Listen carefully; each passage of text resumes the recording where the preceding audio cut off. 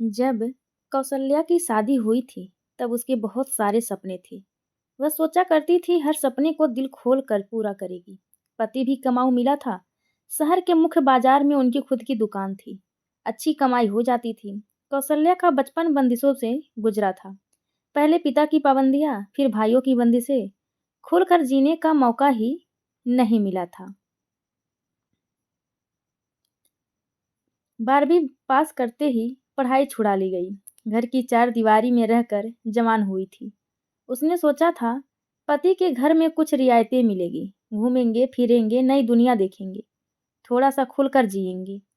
कौसल्या ने पति से कहा, सुनो जी, 10 दिन का हनीमून टूर बनाओ ताकि थोड़ा सा खुलकर जिएं, खुली हवा में सांस लेकर जिंदगी की नई शुरुआत करें।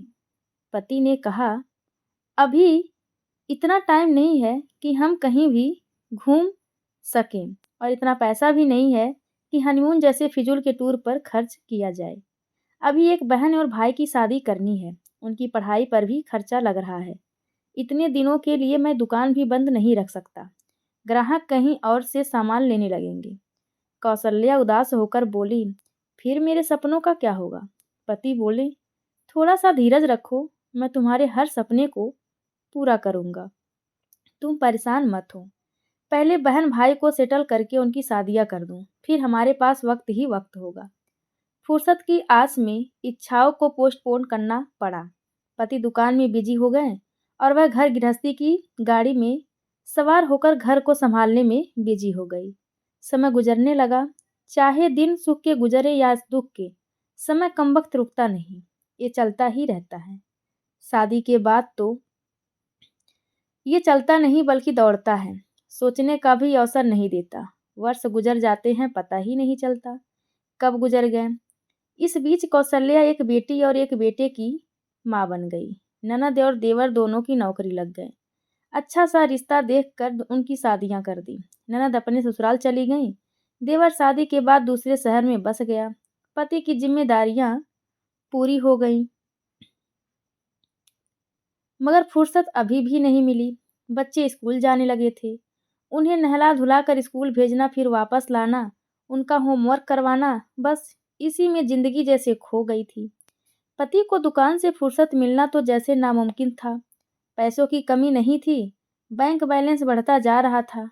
पति ने गाड़ी खरीद ली थी, एक प्लाट और एक फ्लैट भी खरीद लिया था। गाड़ी सिर्फ इतना ही काम आती थी कि पति उसे लेकर सुबह दुकान चले जाते और शाम को वापस आ जाते। एक बार बच्चों की छुट्टियों के समय कौसल्या ने उन्हें फिर याद दिलाया, सुनो जी, अब तो पैसे और फुर्सत दोनों हैं, चलो कहीं घूम आए। घर की चार दीवारी में दम घुटता है, कहीं खुली हवा में ले चलो ना। पति गुस्सा हो गए, बोले, इतना सुंदर घर बनाकर दे रखा है, फिर भी तुम्हें कहीं बाहर ही घूमने जाना है, और फिर भी इसमें तुम्हें दम घुटता है, शर्म करो। दुनिया में ऐसे भी बहुत लोग हैं जो फुटपाथ पर सोते हैं, उन्हें एक कमरा भी नसीब नहीं होता, और तुम्हें इतनी सुख सुविधा दे रखी है, फिर भी घर रास नहीं आता। उस दिन के बाद मैंने घर से बाहर जाने की जिद छोड़ दी। धीरे धीरे बच्चे बड़े होने लगे। इधर कौशल्या का शरीर भी भारी होता गया। पति के भी बहुत बड़ा पेट निकल आया था। उससे शुगर भी हो गई थी। कमर और घुटनों में दर्द भी रहने लगा था। अब तो घर से बाहर निकलने का दिल ही नहीं करता था। थोड़ा सा चलते ही कौशल्या हांफने लगती थी। घर का काम भी नहीं होता था। इस कारण नौकरानी रखनी पड़ी। नौकरानी रखने के बाद तो जैसे शरीर खारिज हुई हो गया था। इस तरह तरह की बीमारियां लग गई थी। दवाइयों के भरोसे दिन कटने लगे थे। अब जिंदगी कट नहीं रही थी, बल्कि घसीटी जा रही थी। पैसा रुतबा सब कुछ था, मगर सुकून नहीं था। इसी तरह जिंदगी को घसीटते हुए बच्चों की शादी कर दी। फिर एक दिन अचानक पति को दिल का दौरा पड़ गया। पैसे को पानी की तरह बहाया तक तब कहीं जाकर जान बच पाई। दिल के दौरे के बाद पति महीनों तक बेड रेस्ट पर रहे। दुकान बेटा संभालने लगा था। मौत के करीब जाकर लौट आने के बाद पति को समझ में आया कि जिंदगी तो एक बुलबुला है, कब फूट कर धोखा दे दे इसकी कोई खबर नहीं है। जब पति ठीक हो गए तब कौशल्या के पास आए और बोले, कौशल्या चलो कहीं घूम आए, आओ कहीं सुकून भरी जगह चलते हैं, साथ मिलकर बोलेंगे, बतियाएंगे, हंसी ठिठोली करेंगे, मुस्कुराएंगे। जाओ तैयारी करो, आज से थोड़ा सा जीने का तरीका बदल देते हैं और कोशिश करते हैं। पैसे कमाने के मोह में मैं जीना ही भूल गया था। मृत्यु के करीब जाकर लौट आने के बाद मुझे पता चला कि पैसा कमाना ज़िंदगी नहीं है, खुशियाँ पाने के लिए पैसा खर्च करना ज़िंदगी है। कौशल्या ने अजीब सी नज़रों से पति की तरफ देखा, फिर कहा, अब क्या करेंगे जी बाहर जाकर? न शरीर चलने के काबिल रहा, न दांत चबाने के काबिल रहे, न आंत पचाने के काबिल रहे। इस उम्र में घर ही सबसे उत्तम जगह है, जहाँ समय पर दवा दारू हो जाती है। पति उदास होकर बोला, मुझे माफ़ कर दे कौशल्या, खाने पीने और पहनने की उम्र में मैं सिर्फ बैंक बैलेंस बढ़ाता रहा और तुम ख्वाहिशों का गला घोंटती रही। अब शायद सब कुछ खत्म हो चुका है, जीने के दिन गुजर गए, अब तो ज़िंदगी को घसीटने के लिए दिन बचे हैं। पति को उदास देखकर कौशल्या बोली, दिल छोटा मत करो जी, हम घूमने चलेंगे, चलो हम किसी तीर्थ यात्रा पर चलते हैं। इतना सुनकर पति खुश हो गए। फिर पूरे दिन जाने की तैयारियां चलती रहीं। दूसरे दिन सुबह 7 बजे निकलना था।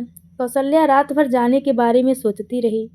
मन में जाने की खुशी और उमंग जरा भी नहीं थी, क्योंकि उसका शरीर इतना भारी हो गया था कि उसे चलने में बहुत ज़्यादा दिक्कत होने लगी थी और घुटने जवाब देने लगते थे, कमर अकड़ने लगती थी, सांस फूल जाती थी।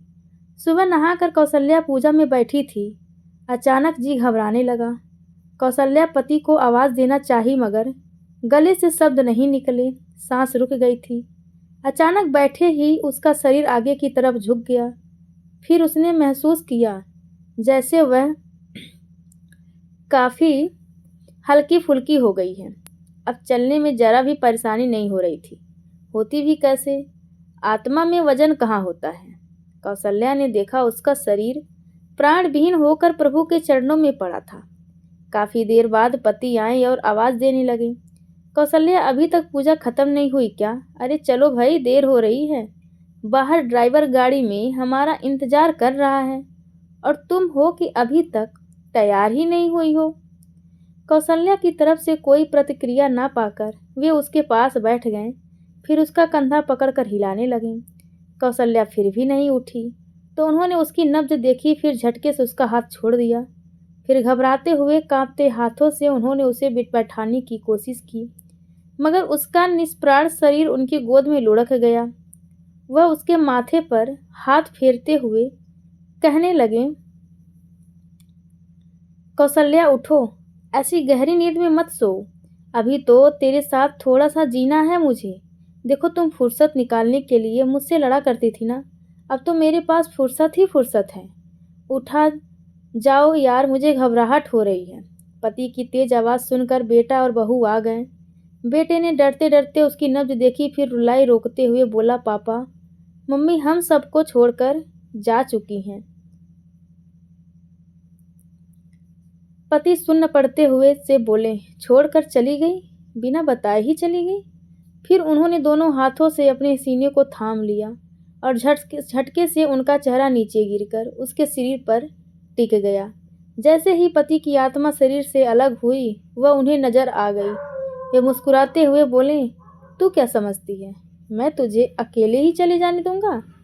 कौशल्या बोली, उधर देखो जी, बच्चे रो रहे हैं। पति बोले, आओ अब यहाँ से चलें, अब संसार के दुख सुख से हमारा नाता खत्म हुआ। माया को इकट्ठी करने के चक्कर में पूरी जिंदगी लगा दी, ये जानते हुए भी कि माया छलिया है, ये किसी की नहीं होती, जाना खाली हाथ ही पड़ता है।